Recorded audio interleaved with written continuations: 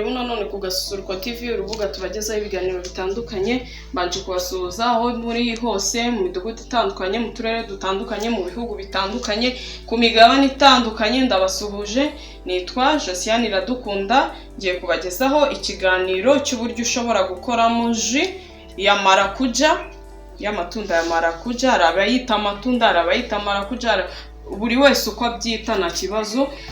Tugiye kuyibagezaho. Arana amatunda nayakamuriyemo, ndakoresha tangawizi, nkoreshe n'ubuki, nibiba ngombwa ndaza gushyiramo n'amazi makeya. Rero tugiye gutangira, bibereke wowe utarakanda subscribe mushyashya kuri channel, kanda subscribe. Ndakurarikira ko tugira ibiganiro byiza, no kuri wakandaho, kandi Imana yaguha umugisha kubwo kubana natwe tukungurana ibitekerezo. Rero tugiye gutangira mbereka uko nyitegura. Iyi ni blender, ndaza kuyifashisha mu buryo bwo kugira ngo ibashe kuntunganyiriza neza ji yanjye nkuko nyishaka. Reka noneho dutangire. Murakoze kubwo gukurikirana iki kiganiro.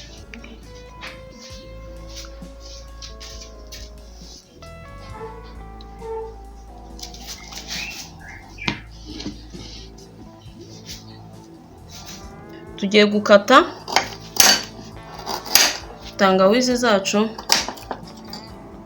uzikata uko ubyumva, ko n'ubundi ziba zigiye kujyamo mu cyuma.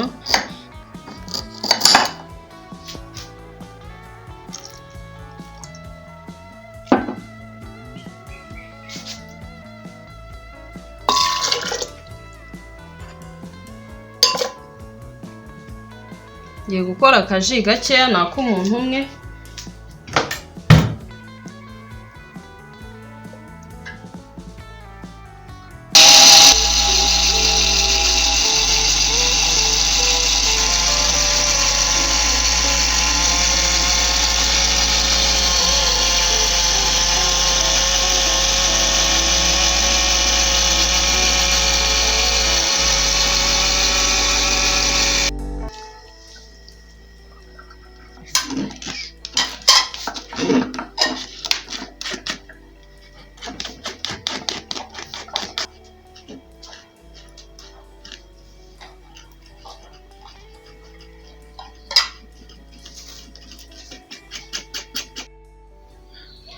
Mwakoze rero bakunzi bacu b'Agasusuruko TV, murabona ya ji tumaze kuyiyungurura. Ni ji y'amatunda ya marakuja.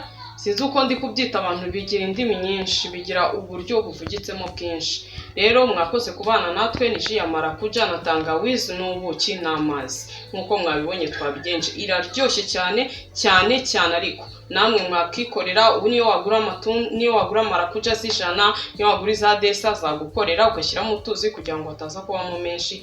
Icyangombwa no kutibagirwa ka tangawizi, katuma bimera neza cyane. Muse kuryoherwa ni mubikora. Imana ikomeze ibarinde. Njye na Josiane Iradukunda. Mwibuke gukanda subscribe, mukande na like, musharinge video zacu, munatwandikira uko mubona bimeze, kandi n'ibindi biganiro tujya tubagezaho nabyo mujye mubikunda, kuko nabyo ni ibiganiro byiza kandi by'ingirakamaro. Imana ikomeze ibarinde aho muri mwese. Turabasuhuje kandi turabakunda. Imana ibarinde. Bye.